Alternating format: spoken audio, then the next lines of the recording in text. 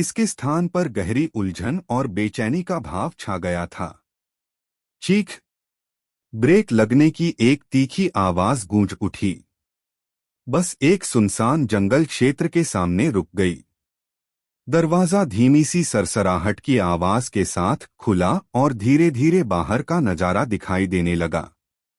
Jasmine सबसे पहले बस से उतरी। दोपहर की धूप थोड़ी चकाचौंध भरी थी और उसने सहज रूप से आंखें सिकोड़ लीं। नम हवा, जिसमें ह्यूमस की गंध थी, उसकी नाक में भर गई। उसने अपना हाथ उठाया और उसकी हथेली से भूरे धूसर पंखों वाला एक दिव्य बांस उड़कर आकाश में ऊपर की ओर चक्कर लगाने लगा और जल्दी ही घने पेड़ों के बीच गायब हो गया। बस में सवार लोग धीरे धीरे उतर गए और अपने सामने फैले घने अंधकारमय जंगल को देखते हुए उनकी उलझन और गहरी होती चली गई। अरे छोटी बच्ची, चेहरे पर निशान लिए एक आदमी ने बिना बोले कहा, तुम हमें इस वीरान जगह पर क्यों ला रही हो? बिल्कुल, क्या आपने यह नहीं कहा था कि हम गिल्ड के अड्डे पर जा रहे हैं? हम लगभग ईस्ट सी सिटी के क्षेत्र से बाहर निकल चुके हैं, है ना? चर्चाएं शुरू हुईं और फिर रुक गईं। जैस्मीन के पीछे खड़े शौर्य ने धीरे से अपनी पलकें उठाईं। उनकी गहरी निगाहें हर किसी पर घूम गईं। उनकी आवाज शांत थी, फिर भी उसमें एक अचूक शीतलता थी। अधिक शब्दों का कोई लाभ नहीं, बस अनुसरण करो। उस अदृश्य दबाव ने सबको चुप करा दिया। उन्होंने और सवाल पूछने की हिम्मत नहीं की, बस दांत पीसते हुए जैस्मीन और शौर्य के पीछे पीछे घने अंधेरे जंगल में चले गए। जंगल का रास्ता कीचड़ भरा था और उस पर चलना मुश्किल था। लगभग 10 मिनट चलने के बाद रास्ता अचानक खुल गया। यह विशाल लताओं से ढका एक दलदल था और दलदल के बीचों बीच अवर्णनीय आकार का एक पौधा खामोशी से खड़ा था। उसमें न फूल थे न पत्ते। इसका मुख्य धड़ एक विकृत मानव आकृति जैसा था, जो घने आंखों की पुतली जैसे काले फोड़ों से ढका हुआ था। कांटों से ढकी हुई अनगिनत मोटी गहरे हरे रंग की लताएं मुख्य तने से विषैले सांपों की तरह फैली हुई थीं, जो धीरे धीरे हवा में रेंग रही थीं। वातावरण में एक घिनौनी दुर्गंध फैल गई थी। Corpse vine demon LV20 elite boss. स्वास्थ्य 88,000/88,000। जैसे ही उन्होंने इस राक्षस को देखा, भीड़ में सामूहिक रूप से सन्नाटा छा गया। सबके चेहरे बदल गए। उनके मन में एक बहुत बुरी आशंका पैदा हो गई। बिल्कुल नहीं। एक जादूगर के प्रशिक्षु की आवाज कांप रही थी, हमें यहां लाना, ऐसा हो ही नहीं सकता। जैस्मीन मुड़ी और उसकी निर्मल दृष्टि उनके पीले चेहरों पर घूम गई। उसने सिर हिलाया। उसकी आवाज धीमी थी, फिर भी स्पष्ट रूप से सभी के कानों तक पहुंच गई। यह सही है। यह आपकी पहली परीक्षा है। उसे मार। उस क्षण मानो हवा जमसी गई। कुछ क्षणों के सन्नाटे के बाद अचानक ज्वालामुखी विस्फोट की तरह हंगामा मच गया। क्या तुम पागल हो? तुम चाहते हो कि हम एक बॉस से लड़े? एक रैंक 20 बॉस? तुम किस बारे में बात कर रहे हो? चेहरे पर निशान वाले उस आदमी ने सबसे पहले छलांग लगाई और जैस्मीन की नाक की ओर इशारा करते हुए जोर जोर से गालियां देने लगा। मैं रैंक 10 पर हूं और मुझे एक साधारण उत्परिवर्तित जंगली सूअर से लड़ने में भी मुश्किल होती है। आप चाहते हैं कि मैं इससे लड़ूं? इसकी एक लता ही मुझे मांस का पेस्ट बना सकती है। बिल्कुल सही। हम यहाँ काम करने आए हैं, मरने नहीं। ये सब तो इटर्नल नाइट गिल्ड की बकवास है। मैं यहाँ से जा रहा हूँ। भीड़ में जबरदस्त उत्साह फैल गया। वे सभी अकेले साहसी लोग थे जिन्होंने निम्नतम स्तर पर संघर्ष किया था और वे अपनी ताकत को बहुत अच्छी तरह जानते थे। उन्हें रैंक 20 के बॉस को चुनौती देने के लिए कहना उनसे आत्महत्या करने के लिए कहने से कम नहीं था। क्रोधित भीड़ का सामना करते हुए भी जैस्मीन के चेहरे पर कोई भाव नहीं झलका। वह चुपचाप उन्हें देखती रही और जब उन्होंने अपनी तीखी आलोचना समाप्त कर दी तो उसने धीरे से बोलना शुरू किया। मैं आपको मजबूर नहीं कर रहा हूं। उसकी आवाज शांत थी, थोड़ी ठंडी भी। मैंने पहले भी कहा है, हम शाश्वत रात्रि के लोग केवल पागलों को चाहते हैं, कायरों को नहीं। उसने अपनी पतली उंगली आगे बढ़ाकर उस दिशा की ओर इशारा किया जहां से वे आए थे। बस वहीं पर है। जो लोग अभी छोड़ना चाहते हैं वे वापस जा सकते हैं। मैं यह बात सिर्फ एक बार कहूंगा, यही आपका एकमात्र मौका है। चेहरे पर निशान वाले उस आदमी ने बेरहमी से थूका। मुझे परवाह नहीं है। अगर मुझे पहले से पता होता तो मैं अपना समय बर्बाद नहीं करता। उसने बोलना समाप्त किया, पीछे मुड़े बिना ही मुड़ गया और जंगल के किनारे की ओर चल पड़ा। उनका जाना मानो पहली डोमिनो को धकेलने जैसा था। चलो चलें, चलो चलें, यह गिल्ड तो बिल्कुल पागल है। धिक्कार है, कितनी निराशा हुई।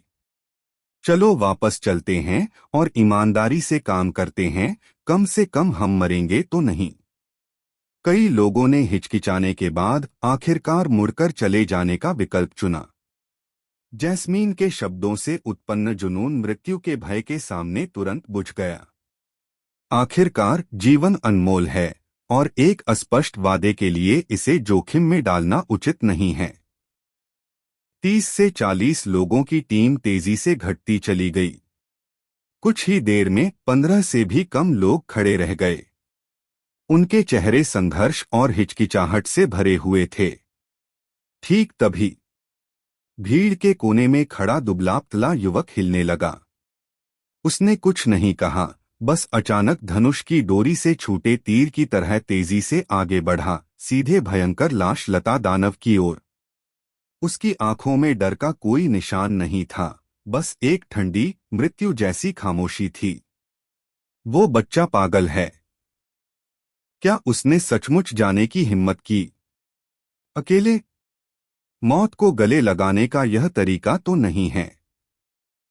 बाकी बचे लोग उस दुबली पतली आकृति को अविश्वास भरी निगाहों से देखते रहे। धत तेरी की। भीड़ के टास्क टास्क हॉल में सबसे पहले आगे बढ़ने वाले शील्ड वॉरियर ने अचानक एक दहाड़ लगाई। मुझे अब कोई परवाह नहीं। अगर मैं मर जाऊं तो मर जाऊं। खैर, मैंने काफी दयनीय जीवन जी लिया है।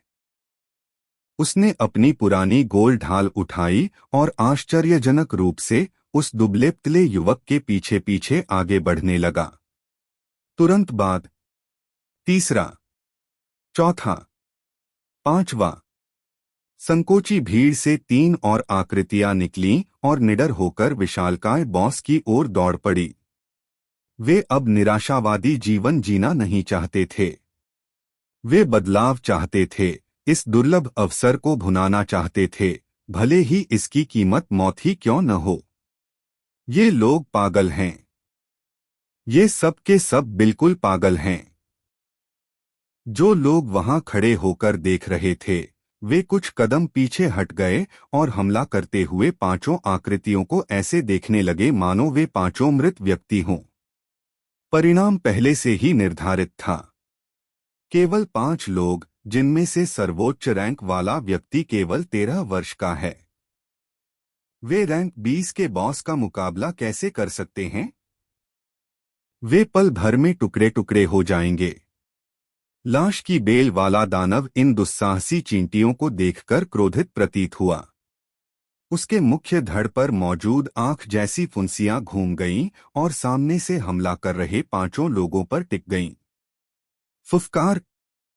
दर्जनों लताएं तेजी से सीटी बजाते हुए बाहर निकलीं, मानो दर्जनों विशालकाय अजगर बेतहाशा नाच रहे हों। पकड़ना। ढाल योद्धा दहाड़ा और अपनी ढाल को जमीन पर पटक दिया। उसका शरीर मिट्टी के पीले प्रकाश से चमक उठा। Bang bang bang. लताएं उसकी ढाल पर बरसने लगीं, जिससे धीमी धीमी थपथपाहट की आवाजें आने लगीं। ढालधारी योद्धा का शरीर हिंसक रूप से डगमगाया। उसके पैरों ने कीचड़ भरी जमीन में दो गहरी लकीरें बना दीं।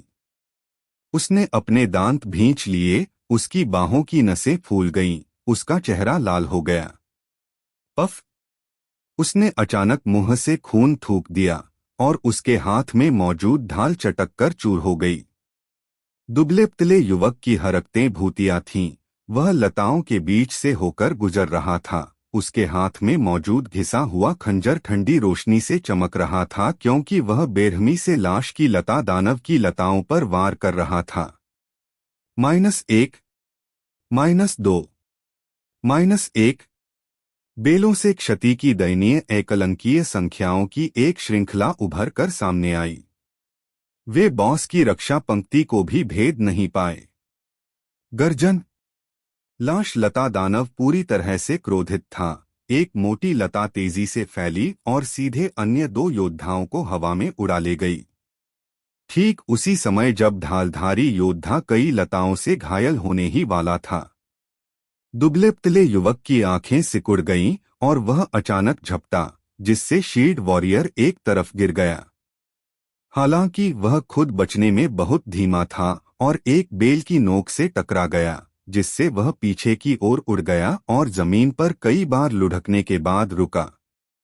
उनका स्वास्थ्य भी बेहद नाजुक स्थिति में पहुंच गया था। पफ! विषैले सांपों की तरह अपने बिलों से निकलती हुई और भी लताएं चारों दिशाओं से हमला करने लगीं, जिससे उनके भागने के सभी रास्ते बंद हो गए। मृत्यु की छाया ने उन पांचों लोगों को घेर लिया। ठीक इसी नाजुक क्षण में एक आकृति हिली। शौर्य, जो जैस्मीन के बगल में चुपचाप खड़ा था, अचानक बिना किसी चेतावनी के पांचों लोगों के सामने प्रकट हो गया, मानो वह टेलीपोर्ट हो गया हो। चीख! बिजली से जगमगाती एक तेज तलवार जैसी रोशनी रात के आकाश को चीरती हुई बिजली की तरह फैल गई। तलवार की रोशनी के सामने वे अत्यंत मजबूत लताएं कागज की तरह नाजुक लग रही थीं। उन्हें तुरंत मार गिराया गया। हरे रंग का रस चारों ओर छिटक गया। शौर्य ने क्रोधित बॉस की ओर देखे बिना ही अपनी तलवार म्यान में डाल ली। वह मुड़ा, उसकी गहरी निगाहें जमीन पर गिरे 5 जीवित बचे लोगों पर पड़ी। उसकी आवाज ठंडी थी। आपका मुकदमा यहीं समाप्त होता है। इस दुष्ट को मैं संभाल लूंगा। शवलता दानव ने एक कान फाड़ देने वाली दहाड़ लगाई। उसकी सभी लताएं शौर्य की ओर बेतहाशा बढ़ गईं। हालांकि शौर्य की आकृति मौके पर ही धुंधली छवि में तब्दील हो गई। वह चले गए। यह एक ऐसी भव्यता थी जिसका शब्दों में वर्णन करना असंभव है। उसकी चलने की तकनीक अविश्वसनीय रूप से विचित्र थी। वह लताओं के विशाल आवरण के बीच से ऐसे टहल रहा था मानो अपने ही पिछवाड़े में सैर कर रहा हो। असंख्य लताएं भी उसके कपड़ों के किनारे को छू नहीं सकती थीं। यह किस तरह की मूवमेंट तकनीक है? क्या वो सच में बॉस को अकेले ही हरा रहा है? हे भगवान! सबकी आंखें फटी रह गईं। उन्हें अपनी आंखों पर विश्वास नहीं हो रहा था कि वे क्या देख रहे हैं।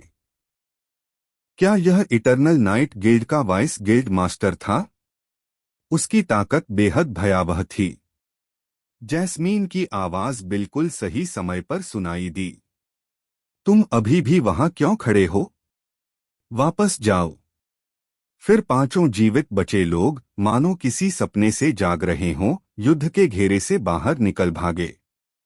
इसके बाद की लड़ाई एक तरफा मुकाबला बन गई। शौर्य की आकृति बॉस के चारों ओर घूमती रही। उसकी लंबी तलवार के प्रत्येक वार से लाश की बेल वाले दानव के शरीर पर एक गहरा, हड्डी तक दिखाई देने वाला घाव हो जाता था। घावों पर बिजली की रोशनी टिमटिमा रही थी, जिससे बॉस की जीवन शक्ति लगातार कम होती जा रही थी। 5 मिनट से अधिक समय में नहीं। एक अनचाही चीख के साथ विशालकाय लाश लता दानव बेजान होकर जमीन पर गिर पड़ा। शुरू से अंत तक शौर्य के शरीर पर धूल का एक भी कण नहीं लगा था। वह धीरे धीरे बॉस के शव की ओर बढ़ा और अपनी तलवार म्यान में रख ली। पूरा जंगल एकदम शांत था। चाहे वे 5 जीवित बचे लोग हों या वे लोग जो देखते रहे, सभी इस भयावह दृश्य को देखकर इतने स्तब्ध थे कि कुछ बोल नहीं पा रहे थे। जैस्मीन उन 5 लोगों के पास गई और आखिरकार उसके चेहरे पर एक सच्ची मुस्कान दिखाई दी। बधाई हो, शाश्वत रात्रि में आपका स्वागत है। जिस प्रकार मोली और शौर्य लगातार संघ के सदस्यों की भर्ती कर रहे थे, आस्था और कृष्ण भी निष्क्रिय नहीं थे। क्लियर वाटर झील के किनारे स्थित सुनसान पुराना शहर क्षेत्र।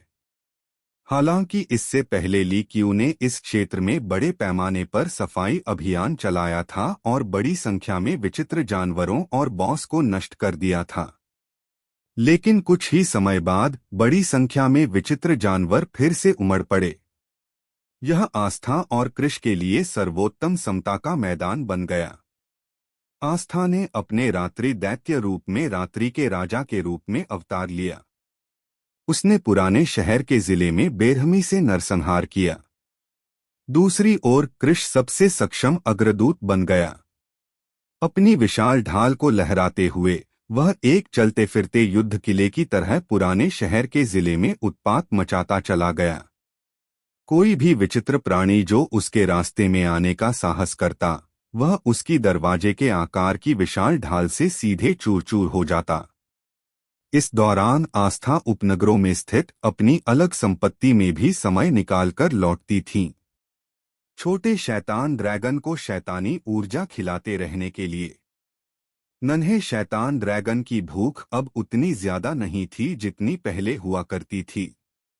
उसे संतुष्टि भरी नींद में सोने के लिए प्रतिदिन केवल 2 या 300 शुद्ध शैतानी ऊर्जा के कणों की ही आवश्यकता होती थी।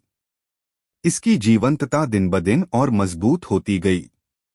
अंडे के छिलके से निकलने वाली ड्रैगन की दहाड़ भी धीरे धीरे तेज और स्पष्ट होती गई। यदि अलग जागीर के आसपास का क्षेत्र विरल आबादी वाला न होता, तो अथर्व शायद उस छोटे से जीव के लिए अधिक एकांत घोंसला खोजने पर विचार करता। क्लोनों के अथक नरसंहार और विकास के बीच समय तेजी से बीतता चला गया।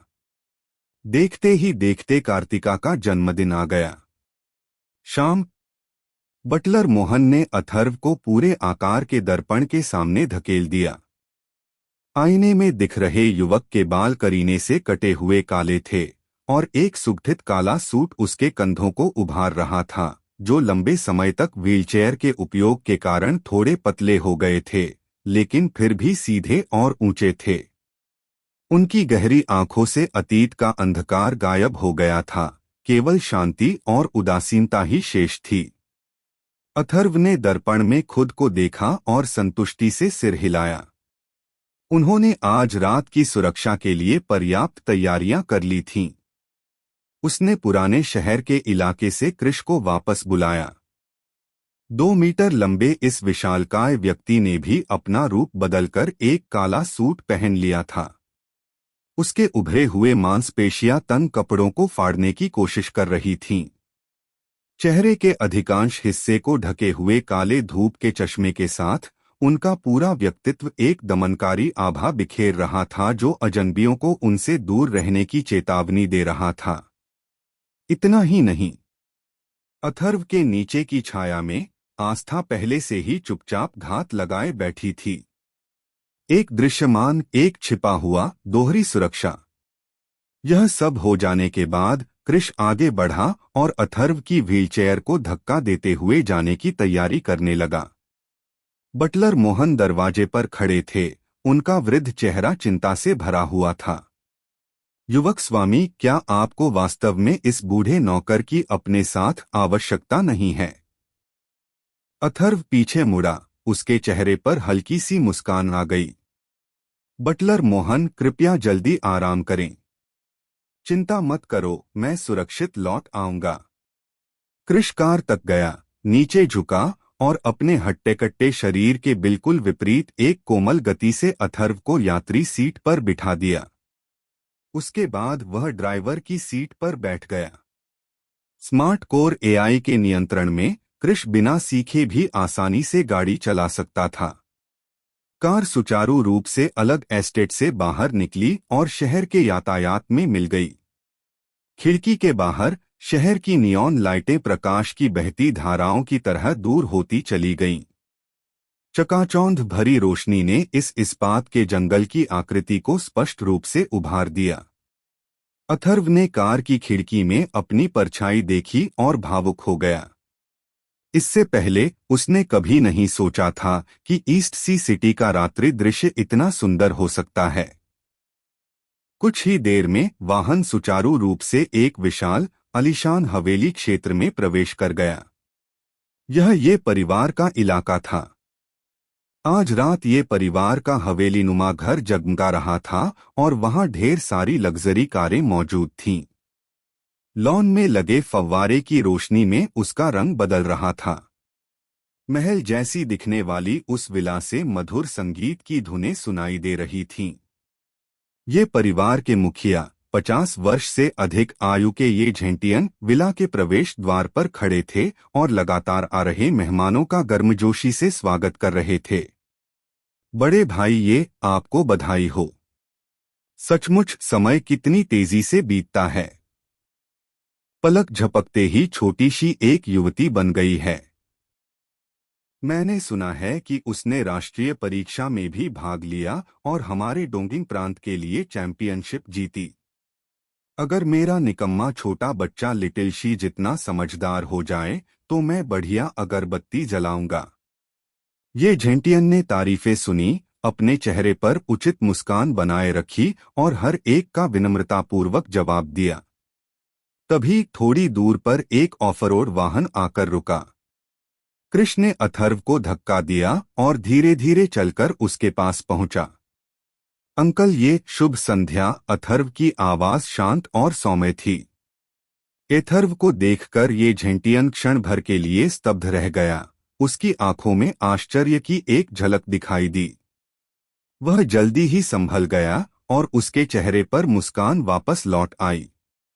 क्या यह अथर्व नहीं है? वाकई बहुत समय हो गया है। उनकी निगाहें अथर्व पर घूम गईं।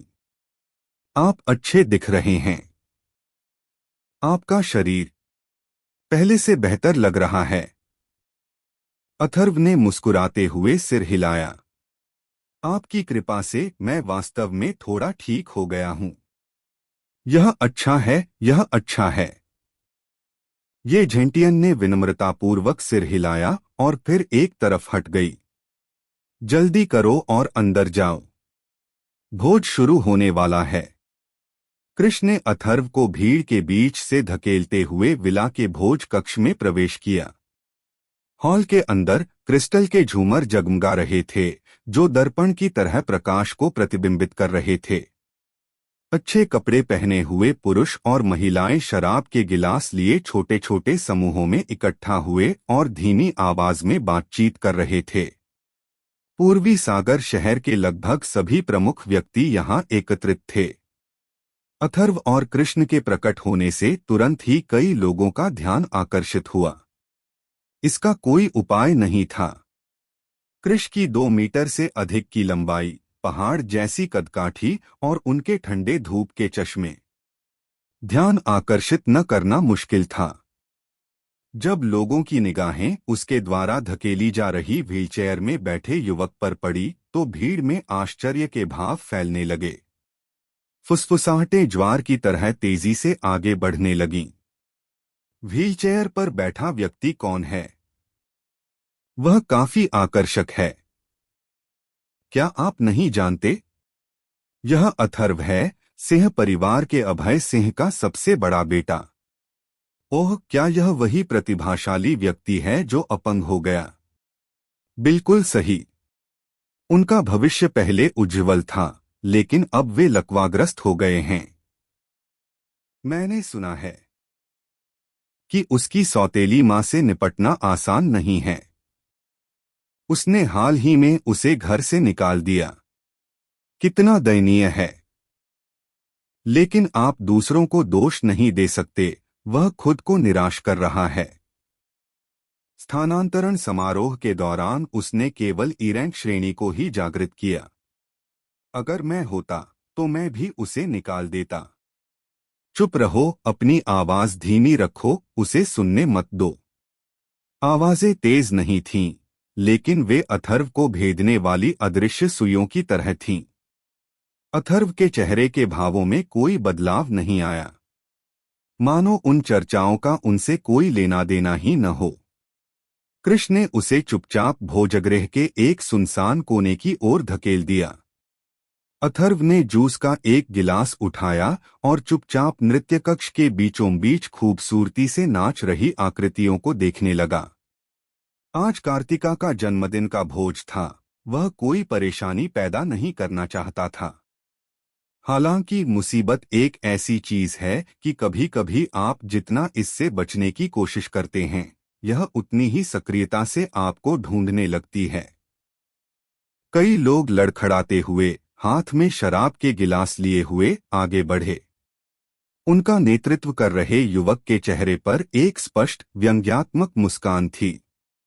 वह अथर्व के पास गया, उसे तिरस्कारपूर्ण दृष्टि से देखा और अपने शब्दों को खींचता हुआ बोला, अरे क्या ये हमारे सिंह परिवार के युवा स्वामी अथर्व नहीं हैं? सचमुच बहुत लंबा समय बीत गया है। युवक ने अपने हाथ में शराब का गिलास घुमाया और उसके होठों का घुमाव और भी व्यंग्यात्मक हो गया। मुझे लगा था कि तुम अपना बाकी जीवन उसी बिस्तर पर लेटे लेटे बिताओगे, वहीं पड़े रहोगे जब तक तुम्हारी मृत्यु नहीं हो जाती। अथर्व ने अपनी भौहें ऊपर उठाईं। उसने नए आने वाले व्यक्ति की ओर देखा। उस व्यक्ति की पहचान उसके मन में प्रकट हुई। सिंह क्यों? उनके सबसे बड़े चाचा का बेटा। वरिष्ठता के लिहाज से वह उसका चचेरा भाई था। क्या कुछ गड़बड़ है? अथर्व के स्वर में कोई स्नेह नहीं था।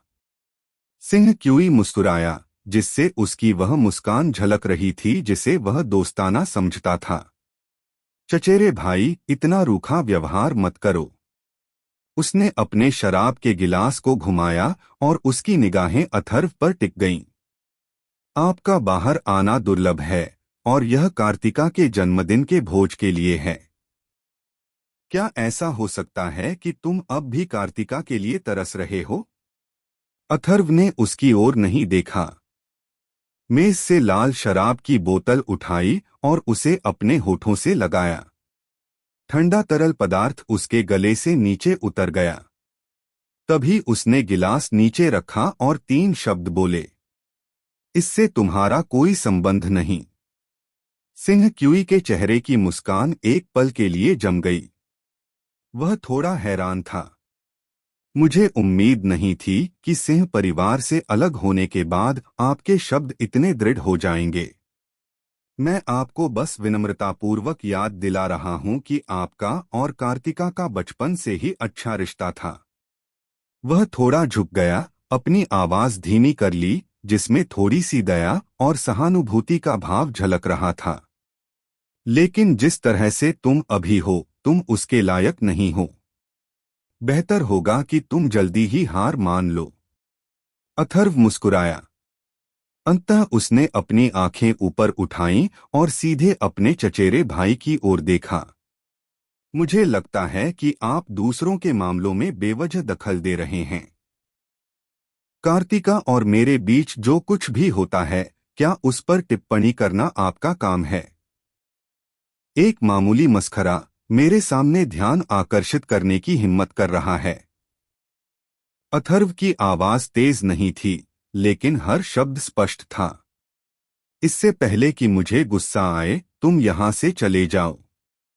इन शब्दों को सुनकर सिंह क्यूई स्तब्ध रह गए।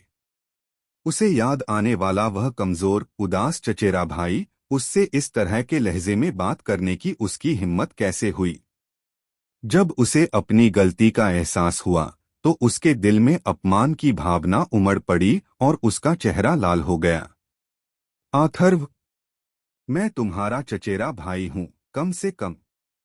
तुम्हारी हिम्मत कैसे हुई मुझसे इस तरह बात करने की? मैं उसके बाकी शब्द गले में ही अटक गए। अचानक बिना किसी चेतावनी के एक भयानक ठंडक उसके पैरों के तलवों से लेकर सिर तक दौड़ गई। एक भयंकर संकट की भावना ने एक जाल की तरह उसे कसकर घेर लिया। उसकी निगाहें अनियंत्रित रूप से नीचे की ओर चली गईं।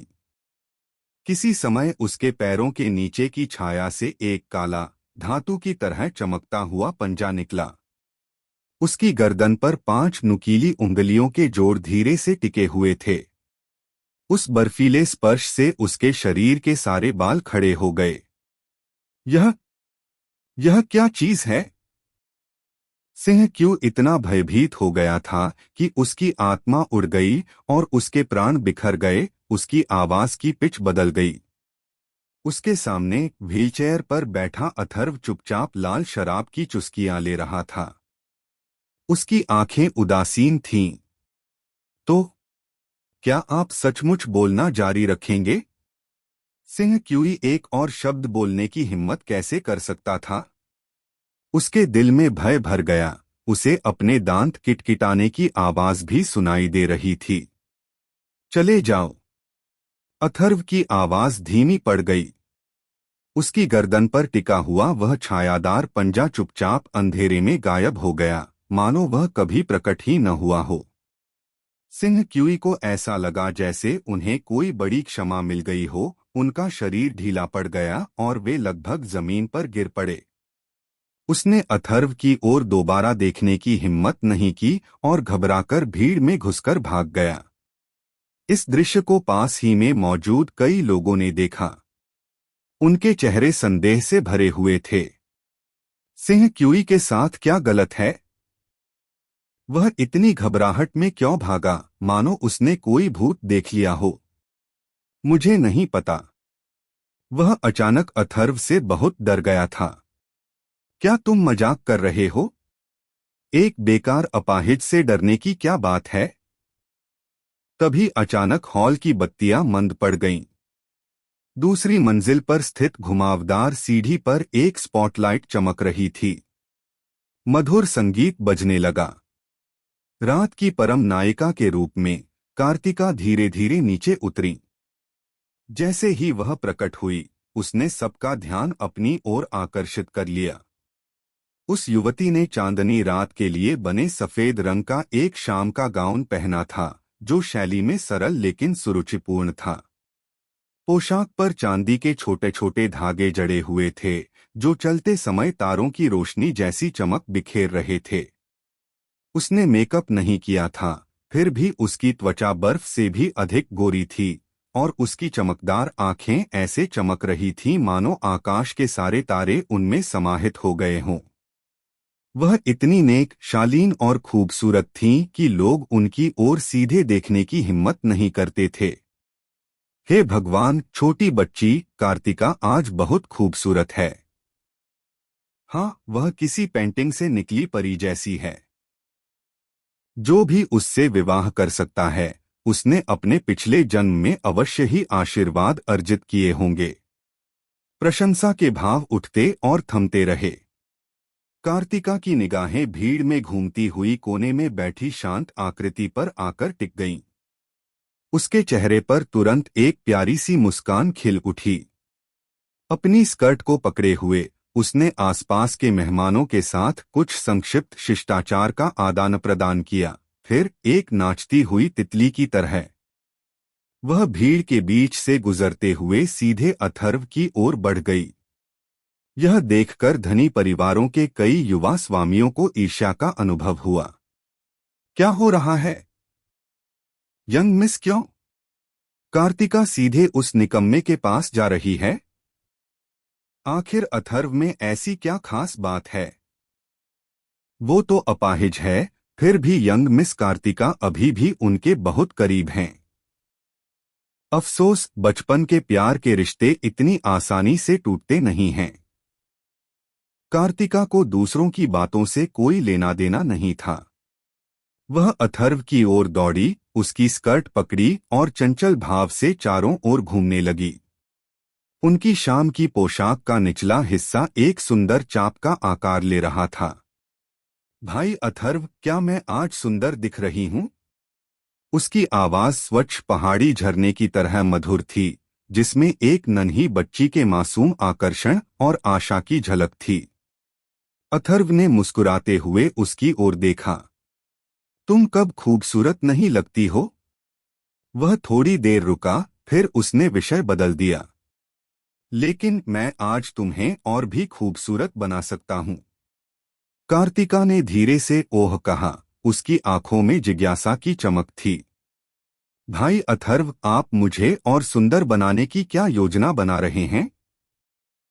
अथर्व कुछ नहीं बोला, उसने बस अपना सिर पीछे खड़े कृष की ओर झुकाया।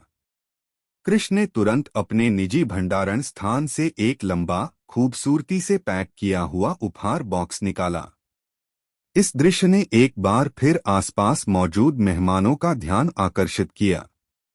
वे सभी उत्सुक थे कि घर से निकाले गए इस निकम्मे व्यक्ति द्वारा ये परिवार की युवती को किस तरह का उपहार दिया जा सकता है।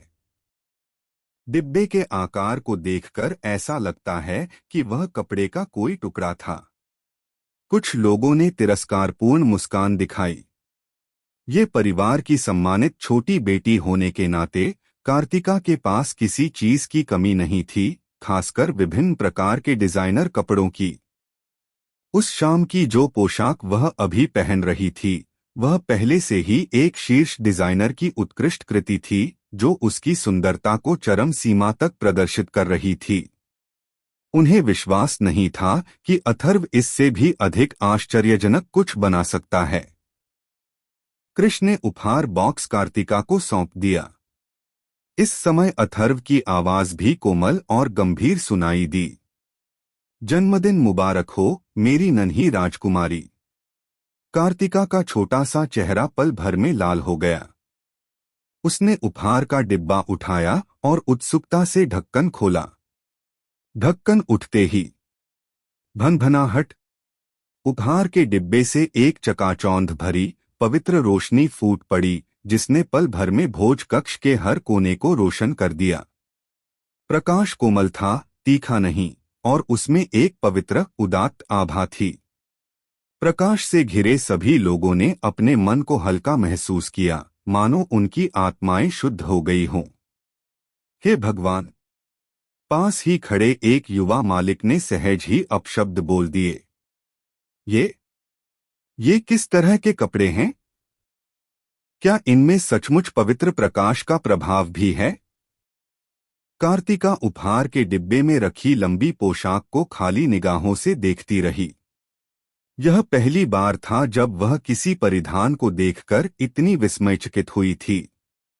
यह एक ऐसी सुंदरता थी जिसका शब्दों में वर्णन नहीं किया जा सकता था। वह पोशाक चांदनी जैसी चमक से जगमगा रही थी, और उस पर बिखरे हुए क्रिस्टल असली तारों की तरह लग रहे थे, जो कोमल पवित्र प्रकाश में सांस ले रहे थे और टिमटिमा रहे थे। उसने हाथ बढ़ाया और उसकी उंगलियां धीरे से पोशाक की सतह को सहलाने लगीं।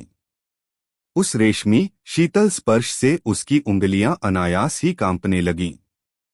उसने अपने पूरे जीवन में कभी ऐसी अनोखी लंबी पोशाक नहीं देखी थी। अचानक कार्तिका ने धीरे से कहा, वो। तभी उसे एहसास हुआ कि यह सिर्फ एक लंबी पोशाक नहीं थी, बल्कि एक पेशेवर का उपकरण भी था।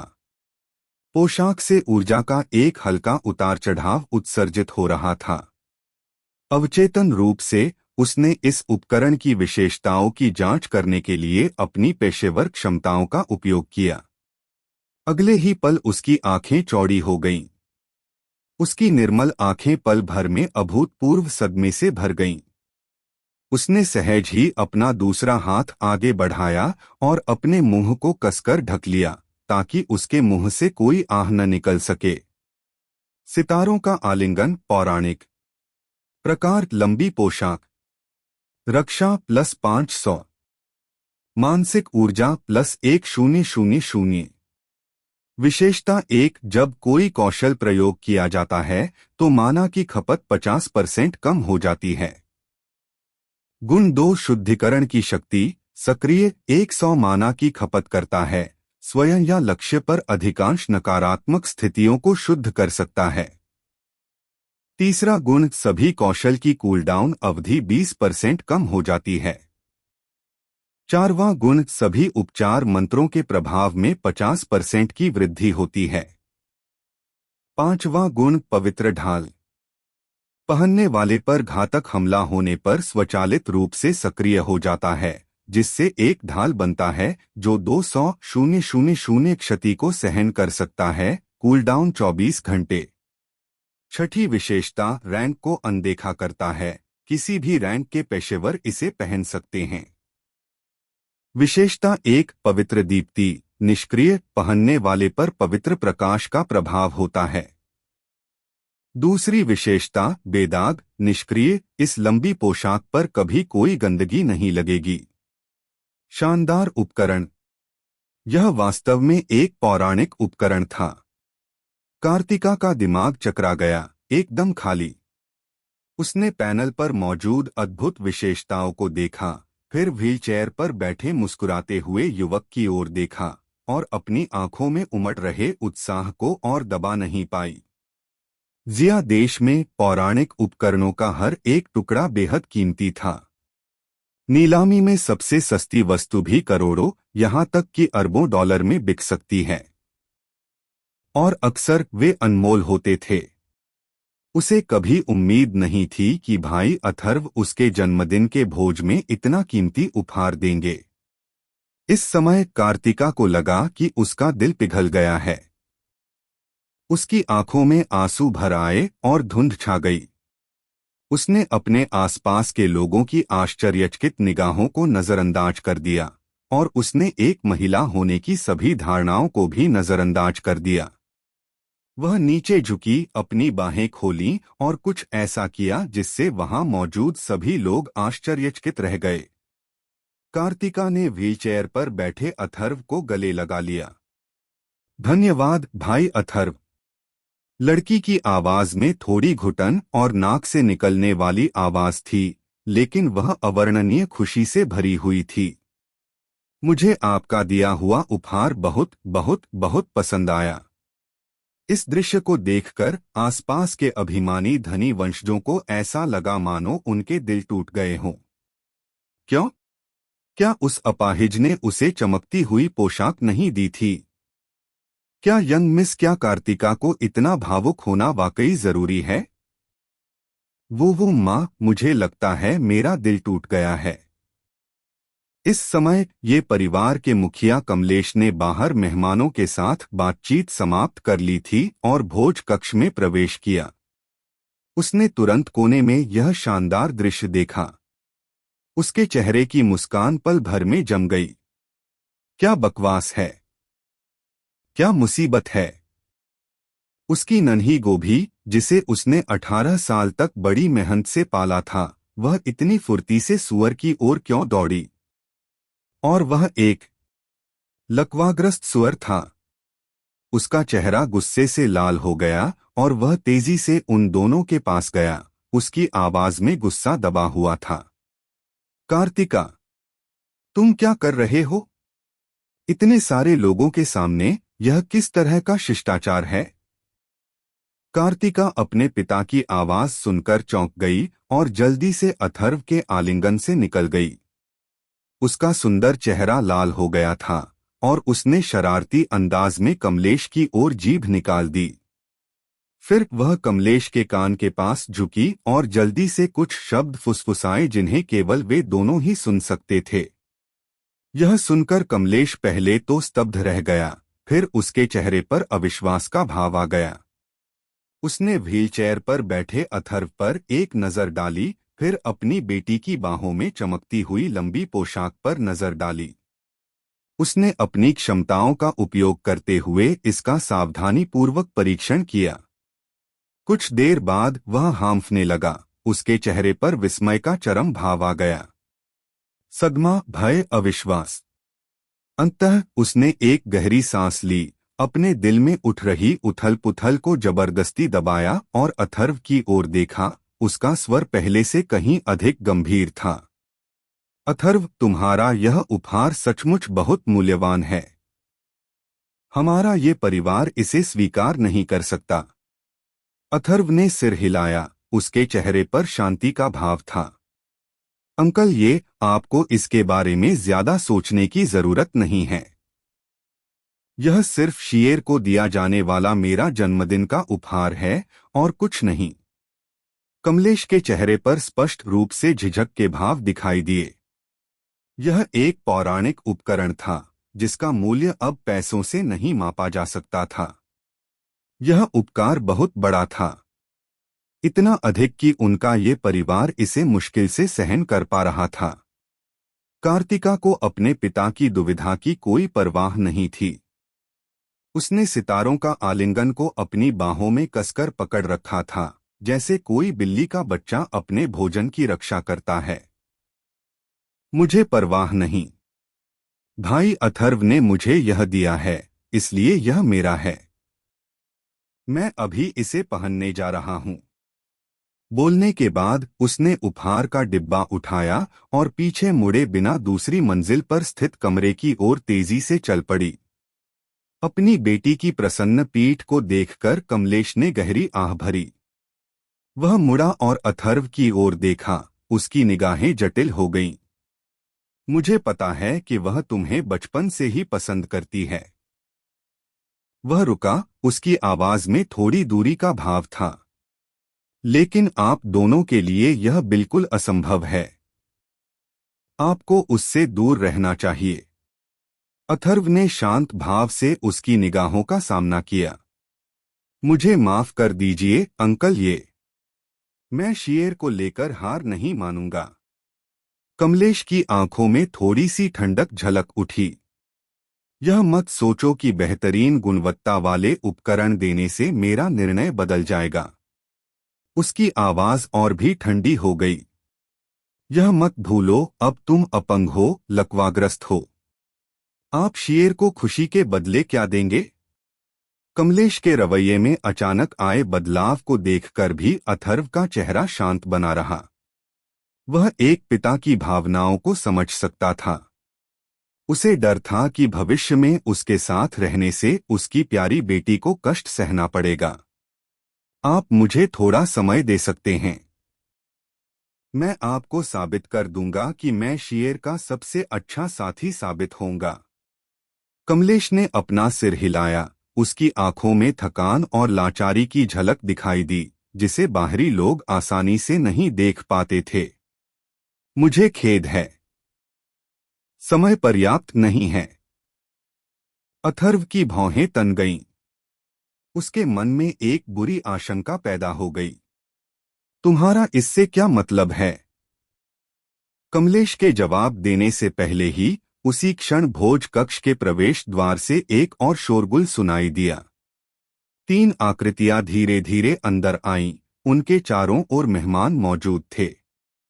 जब कमलेश ने नए आने वालों को देखा तो उसने अथर्व पर ध्यान देना बंद कर दिया। तुरंत एक प्यारी सी मुस्कान बिखेरी और उत्सुकता से उनका अभिवादन करने चला गया। अथर्व की निगाहें भी उसी ओर गईं। जब उसने तीनों के चेहरे स्पष्ट रूप से देखे तो उसकी आंखों में एक ठंडी चमक दिखाई दी। जो लोग वहां पहुंचे वे कोई और नहीं बल्कि उनके तथाकथित पिता अभय सिंह थे और उसकी कठोर सौतेली मां। और तेजस, जो उनके पीछे पीछे चल रहा था, थोड़ा हैरान सा लग रहा था। चेहरे पर विनम्र मुस्कान लिए कमलेश ने उनका अभिवादन करने के लिए तुरंत आगे कदम बढ़ाया। भाई, मुझे बहुत खेद है, हमें देर हो गई। अभय सिंह की आवाज में औपचारिक माफी का भाव था। वह एक तरफ मुड़ा, जिससे उसके पीछे तेजस दिखाई दिया। मुख्य रूप से युक्ति ने विशेष रूप से यंग मिस के लिए जन्मदिन का उपहार चुनने में कुछ समय निकाला। कार्तिका। जैसे ही अभय सिंह ने बोलना शुरू किया, उन्होंने के हाथ से एक भव्य रूप से पैक किया हुआ उपहार बॉक्स लिया और व्यक्तिगत रूप से उसे प्रस्तुत किया। उपहार का डिब्बा खोलने पर उसमें से एक चमकीला, हल्के बैंगनी रंग का जादुई वस्त्र निकला। यह जादुई चोला विशेष रूप से यंग मिस के लिए बनवाया गया था। फोर्जिंग मास्टर द्वारा कार्तिका ओएजी, विशेष रूप से युक्ति के अनुरोध पर अभय सिंह के चेहरे पर आत्मसंतुष्ट मुस्कान थी। मुझे उम्मीद है कि कार्तिका को यह पसंद आएगा। ओह! कमलेश ने उपहार का डिब्बा लिया। उसकी आंखों में आश्चर्य की झलक दिखाई दी। भतीजे तेजस ने सचमुच बहुत मेहनत की। उसने जादुई वस्त्र का निरीक्षण किया और प्रशंसा में सिर हिलाया। मैंने सुना है कि महान गुरु द्वारा निर्मित उपकरण बाजार में ओएजी की बहुत मांग है। बहुत से लोग इसे खरीदना चाहते हैं, लेकिन खरीद नहीं सकते। जब कमलेश बोल रहा था तो उसने अपनी दृष्टि तेजस की ओर घुमाई, मानो वह उसकी प्रशंसा में कुछ शब्द कहना चाहता हो। हालांकि उन्होंने गौर किया कि तेजस उनकी बात बिल्कुल नहीं सुन रहा था। उन थोड़ी सुत आंखों से मुख्य मेज पर ढेर सारे भोजन को बिना पलक झपकाए घूरते हुए देखा जा सकता था, मानो लार टपक रही हो। के चेहरे के भाव थोड़े बदल गए और वह जल्दी से आगे बढ़ी, जिससे कमलेश की दृष्टि अवरुद्ध हो गई। भाई, ये कृपया हमें क्षमा करें। कियार पिछले कुछ दिनों से अस्वस्थ है और उदास है। डॉक्टर ने उसे ज्यादा न बोलने की सलाह दी है। कमलेश की आंखों में संदेह एक पल के लिए झलका और गायब हो गया, और उसने अपना हाथ हिलाया। कोई बात नहीं, कोई बात नहीं। वह उन तीनों को सबसे प्रतिष्ठित मुख्य मेज की ओर ले गया। हालांकि कुछ दूरी थी, फिर भी संवाद की वे कुछ पंक्तियां अथर्व के कानों तक पहुंच गईं। एक भी शब्द छूटा नहीं। हे। तेजस ने विशेष रूप से ओएजी से उपकरण बनाने के लिए कहा था। मुझे खुद ओएजी को इसके बारे में कैसे पता नहीं चला। ऐसा लगता है कि अब से मुझे फोर्जिंग गिल्ड के अंतर्गत आने वाले सभी नीलामी घरों के लिए एक नया नियम निर्धारित करना होगा। सिंह परिवार और उनके कुत्तों को अंदर आने की अनुमति नहीं है। जैसे ही तीनों मुख्य मेज पर बैठे, कमलेश ने अन्य मेहमानों का अभिवादन करने के लिए मुड़ गया। तेजस अब और चुप नहीं रह सका। उसने मेज पर रखे सुनहरे रंग के भुने हुए छोटे सुअर के बच्चे की ओर इशारा करते हुए धीरे से पूछा, मम्मी, ये तो बहुत स्वादिष्ट लग रहा है, क्या मैं इसे खा सकती हूँ? का पहले से ही चिड़चिड़ा मिजाज तुरंत भड़क उठा। उसने अपनी आवाज धीमी कर ली और दांत भींचते हुए कुछ शब्द मुश्किल से बोले, खाओ खाओ खाओ, तुम्हें बस खाना ही आता है। उसने बर्फीली निगाहों से तेजस को घूरा। आज रात तुम यहाँ चुपचाप बैठो और अच्छा व्यवहार करो। तुम्हें एक शब्द भी बोलने की इजाजत नहीं है, और तुम्हें एक निवाला भी छूने की इजाजत नहीं है। अगर तुम अच्छा व्यवहार करोगे तो वापस आने पर मैं तुम्हें पेट भर खाना खाने दूंगी। तेजस उसकी तीखी निगाहों से भयभीत हो गया और तुरंत अपना सिर नीचे कर लिया, मानो उसे कोई ठेस पहुंची हो। उसकी आंखों में आंसू भर आए। उसने दोबारा बोलने की हिम्मत नहीं की, लेकिन उसके हाथ निष्क्रिय नहीं थे। उसने प्लेट की ओर बढ़कर जल्दी से मांस का एक टुकड़ा उठाया और उसे तेजी से अपने मुंह में ठूंस लिया। चबाते समय उसके गाल फूल गए। उसने उसे देखा, उसकी छाती गुस्से से फूल रही थी, लेकिन अंत में वह केवल असहाय होकर अपना सिर हिला सकी। अथर्व ने यह दृश्य देखा और लगभग जोर से हंस पड़ा। लगता है राणा सही था।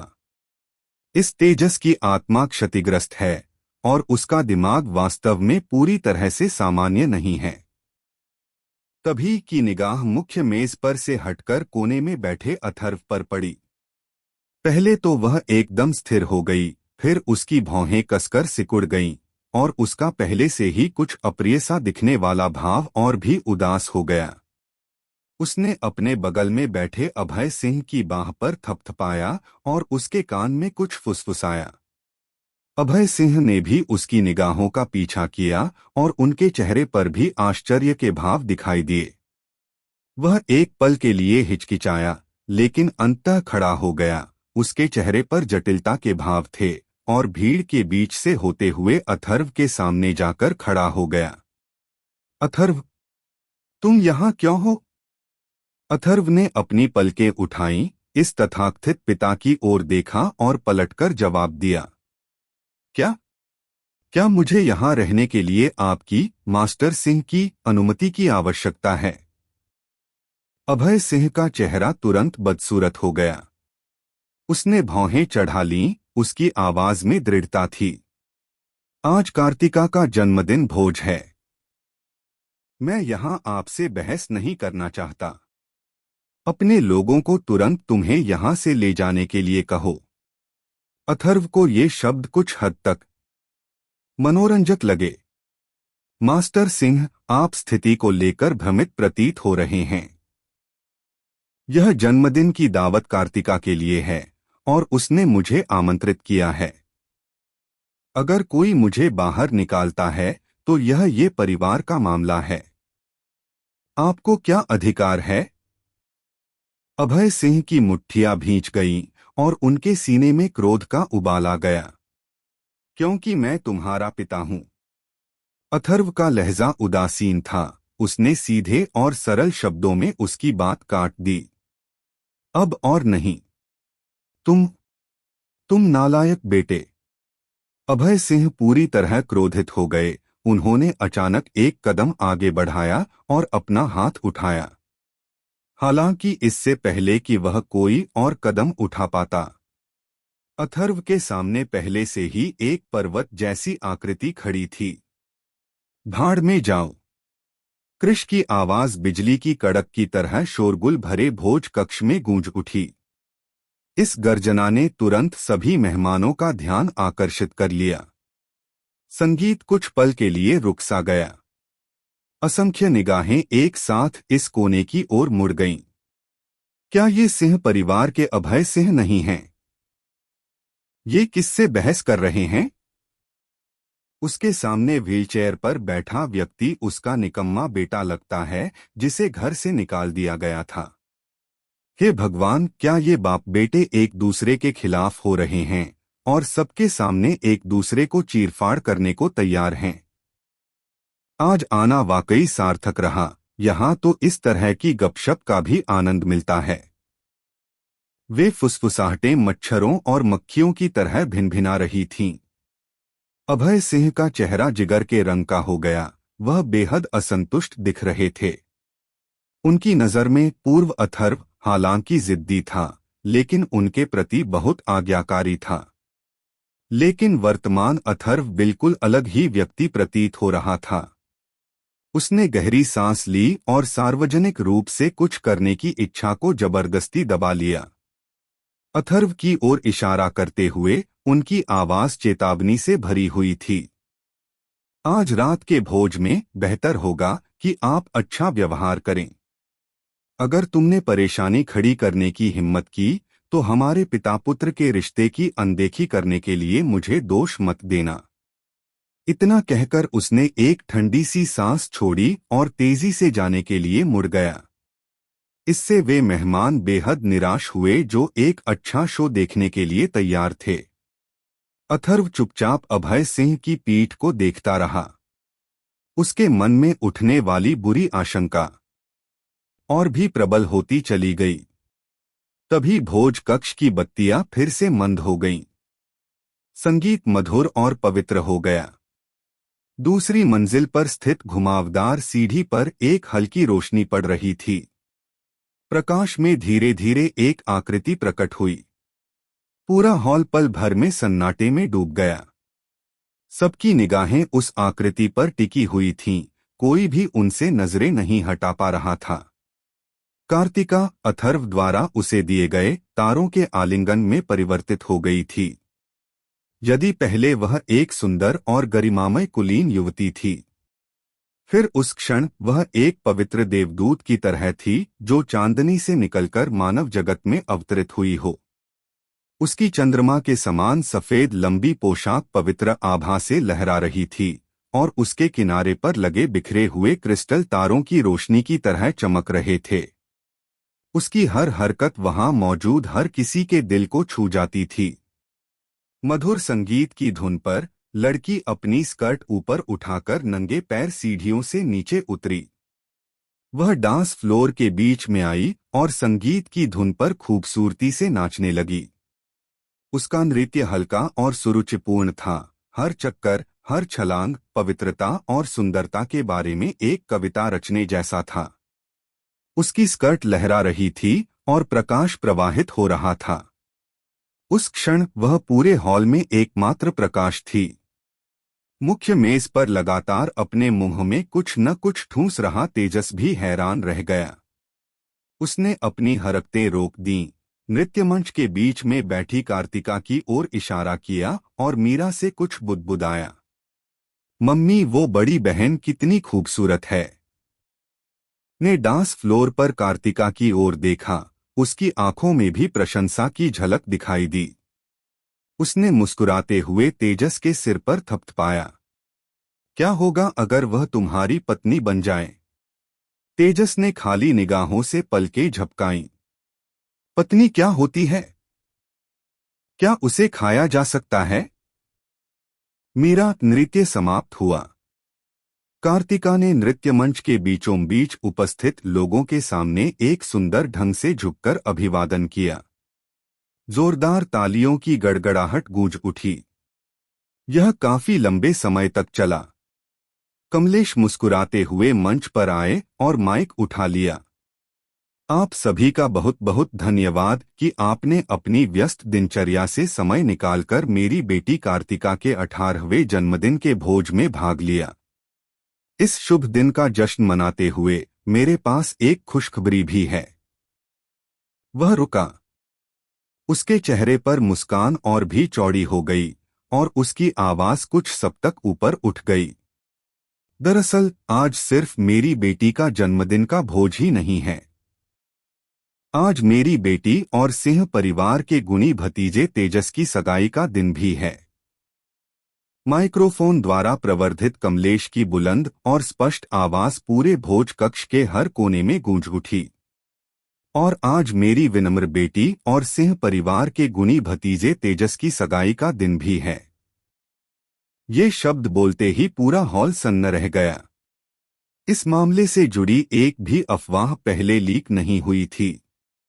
अब बिना किसी पूर्व सूचना के कार्तिका और तेजस की सगाई की सार्वजनिक घोषणा कर दी गई। सभी मेहमानों के चेहरों पर हैरानी और सदमे के भाव स्पष्ट रूप से दिखाई दे रहे थे। कोने में अथर्व असामान्य रूप से शांत दिखाई दे रहा था। दरअसल कमलेश के अभी अभी कहे शब्दों से अथर्व ने अपने मन में कुछ निष्कर्ष निकाल लिए थे। अब सब कुछ पक्का हो गया था। इसमें कोई आश्चर्य की बात नहीं है कि अभय सिंह विशेष रूप से उसे चेतावनी देने आए थे कि वह कोई उपद्रव न करे। पता चला कि उसे डर था कि वह बाहर आकर अपने प्यारे सौतेले बेटे की सगाई समारोह में बाधा डाल देगा। कितना हास्यास्पद है। डांस फ्लोर के बीचों बीच कार्तिका के चेहरे की मुस्कान पल भर में जम गई। उसने अविश्वास भरी निगाहों से अपने पिता की ओर देखा। उसकी निर्मल आंखें सदमे और हैरानी से भरी हुई थीं। पिता। युवा कुमारी की आवाज सदमे से थोड़ी कांप रही थी। तुम ये क्या बकवास कर रहे हो? मैंने कब कहा था कि मैं तेजस से सगाई करूंगी? कमलेश के चेहरे पर अब भी वही सौम्य मुस्कान थी, मानो उसने अपनी बेटी के पीले रंग को देखा ही न हो। उन्होंने प्रसन्नतापूर्वक कहा, शीर, तुम 18 साल की हो चुकी हो, बालिग हो चुकी हो और शादी के बारे में बात करने के लिए यह अच्छी उम्र है। संयोगवश सिंह परिवार का गुणी भतीजा तेजस एक सुंदर व्यक्ति है और वह लंबे समय से आपकी प्रशंसा करता रहा है। आप दोनों में से एक हमारे ये परिवार की आंखों का तारा है और दूसरा सिंह परिवार की भविष्य की आशा है। दोनों ही प्रतिष्ठित ए रैंक पेशेवर हैं। यह तो बिल्कुल सही मेल है, स्वर्ग में बनी जोड़ी। इसलिए मैंने आपके चाचा सिंह से इस बारे में चर्चा करने की हिम्मत की और हमने पहले आप दोनों के लिए सगाई की दावत आयोजित करने का फैसला किया। कुछ सालों में शादी करने में ज्यादा देर नहीं होगी। उनकी आवाज बंद होते ही मुख्य मेज पर बैठे अभय सिंह तुरंत खड़े हो गए, मुस्कुराते हुए चेहरे के साथ मंच पर चले गए और बातचीत को अपने हाथ में ले लिया। हाँ हाँ भाई, ये आपके उच्च सम्मान के लिए धन्यवाद। हमारे तेजस का शेर जैसी उत्कृष्ट और सुंदर लड़की से विवाह कर पाना, यह तो उनकी 3 जन्मों की मेहनत का फल है। दोनों ने एक सुर में गाया, मानो यह मामला बहुत पहले ही तय हो चुका हो। मंच के नीचे जो मेहमान कुछ पल के लिए चुप थे, उन्होंने प्रतिक्रिया दी। पहले हल्की हल्की तालियां बजनी शुरू हुईं, जो देखते ही देखते एक निरंतर जयकारे में बदल गईं। परिवार के मुखिया ये को बधाई, श्री सिंह को बधाई। जी हाँ बिल्कुल, युवती कार्तिका और यंग मास्टर तेजस वास्तव में स्वर्ग में बनी जोड़ी हैं। एक शक्तिशाली गठबंधन। अब से ईस्ट सी सिटी आप दोनों परिवारों का क्षेत्र होगा। तारीफें बढ़ती गईं और घटती गईं, लेकिन वहां मौजूद सभी लोग जानते थे कि यह एक नग्न पारिवारिक गठबंधन के अलावा और कुछ नहीं था। इन महान परिवारों के बच्चों के लिए जन्म से ही उनके विवाह का निर्णय अक्सर उनके स्वयं के हाथ में नहीं होता था। इसके अलावा कई लोग कोने में बैठे अथर्व की ओर गर्व भरी निगाहों से देख रहे थे। यह सर्वविदित था कि इससे पहले कार्तिका का सच्चा बचपन का प्रेमी और संभवतः उसका पूर्वनिर्धारित मंगेतर अथर्व था। अभी अभी छोटी बच्ची कार्तिका अथर्व के बेहद करीब थीं, यहाँ तक कि उन्होंने सार्वजनिक रूप से उन्हें गले भी लगाया था। तब से कितना समय बीत चुका था। पलक झपकते ही उसकी प्रेमिका किसी और की मंगेतर बनने वाली थी। कौन जानता था कि सिंह परिवार का यह युवा मुखिया इस समय क्या महसूस कर रहा होगा। मैं सहमत नहीं हूँ। कार्तिका की क्रोधित आवाज ने पूरे हॉल में चल रही झूठी तारीफों को बाधित कर दिया। वह क्रोध से कांप रही थी, उसकी छाती तेजी से ऊपर नीचे हो रही थी। मैं उस तेजस से बिल्कुल भी सगाई नहीं करूंगी। मैं इस सगाई भोज को स्वीकार नहीं करता। इसका कोई महत्व नहीं है। कमलेश के चेहरे से मुस्कान आखिरकार गायब हो गई। उसका चेहरा गंभीर हो गया और उसकी आवाज सख्त हो गई। बकवास। प्राचीन काल से ही विवाह का निर्णय माता पिता द्वारा किया जाता रहा है और विवाह मध्यस्थों द्वारा तय किए जाते रहे हैं। मैं आज यहाँ यह बात कह रहा हूँ, चाहे आप इस विवाह से सहमत हों या न हो, आप सहमत होंगे ही। रक्षकों, वह जोर से चिल्लाया। युवती थक गई हैं, उन्हें आराम करने के लिए उनके कमरे में वापस ले चलें। पहले से तैयार 2 नौकरानियां तुरंत आगे बढ़ी और कार्तिका की मदद करने की कोशिश करने लगीं। भाड़ में जाओ। कार्तिका ने उनके हाथ झटक दिए।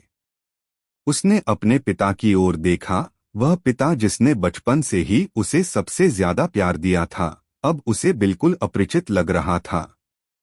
अब रोके न जा सकने वाले आंसू उसकी आंखों से बहने लगे। मैंने कहा था, मैं तेजस से शादी करने से पहले मर जाऊंगी। कमलेश का चेहरा गुस्से से लाल हो गया और उसने तीखे स्वर में कहा, यह तुम्हारे हाथ में नहीं है। पिता और बेटी के बीच चल रहे मतभेदों के कारण माहौल बेहद तनावपूर्ण हो गया। अभय सिंह ने एक बार फिर शांतिदूत की भूमिका निभाते हुए आगे कदम बढ़ाया। भाई, ये क्रोधित मत हो। उन्होंने मुस्कुराकर मामले को सुलझा दिया। भतीजी शेर अभी छोटी है और समझ नहीं पाती, उसका कुछ समय के लिए भ्रमित होना स्वाभाविक है। दावत के बाद हम उसे ठीक से मना लेंगे और वह समझ जाएगी। अथर्व ने यह सब ध्यान से सुना और दिलचस्पी से देखता रहा। उसे कुछ सुराग मिलने लगे थे। उसके सामने यह जो तमाशा चल रहा था, वह स्पष्ट रूप से कमलेश द्वारा सिंह परिवार के लिए जानबूझकर रचा गया एक नाटक था। अंतर्निहित संदेश स्पष्ट था। देखो, कार्तिका की शादी तेजस से करवाने के लिए मैंने बहुत कोशिशें की हैं। यहाँ तक कि मैंने अपनी ही बेटी को सार्वजनिक रूप से धमकाया। क्या यह बहुत ही ईमानदारी भरा प्रयास नहीं है? लेकिन ऐसा क्यों हुआ? ईस्ट सी सिटी में ये परिवार का रुतबा स्पष्ट रूप से सिंह परिवार के बराबर था और कुछ क्षेत्रों में तो यह उससे भी आगे था। आखिर ऐसी कौन सी बात हो सकती है जो कमलेश को सिंह परिवार से संबंध स्थापित करने के लिए अपनी बेटी की खुशी का बलिदान करने पर मजबूर कर दे?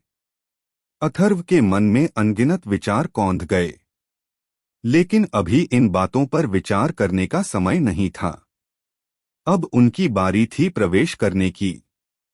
क्या अभय सिंह को इस बात की चिंता नहीं थी कि वह सामने आकर परेशानी खड़ी कर देगा? क्षमा मांगना, उसे यह मुसीबत खड़ी करनी ही थी। जैसे ही दोनों नौकरानियों ने एक दूसरे की ओर देखा,